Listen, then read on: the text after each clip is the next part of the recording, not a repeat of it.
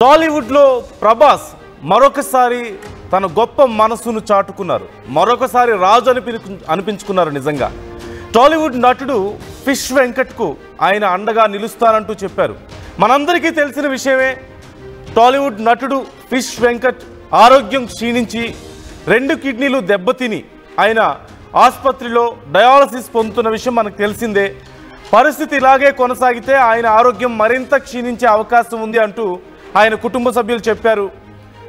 ఇప్పటికీ డయాలసిస్ కొనసాగిస్తూనే వీలైనంత త్వరగా కిడ్నీ ట్రాన్స్ప్లాంటేషన్ చేయకపోతే ఆయన ప్రాణాలకే ప్రమాదం అంటూ కుటుంబ సభ్యులు చెప్తున్నారు. ఈ నేపథ్యంలో అంత స్థాయిలో సాయం ఇంతవరకు ఎవరు చేయలేదు.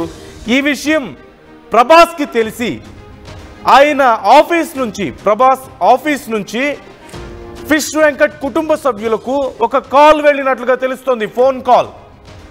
మేము ప్రభాస్ ఆఫీస్ నుంచి మాట్లాడుతున్నాం, మీరు ఆపరేషన్కి అరేంజ్మెంట్ చేసుకోండి, ఆపరేషన్కి అవసరమైన 50 లక్షలు మేము ఇస్తాం అంటూ వారికి చెప్పినట్లుగా తెలుస్తుంది, అష్యూరెన్స్ ఇచ్చినట్లుగా తెలుస్తుంది.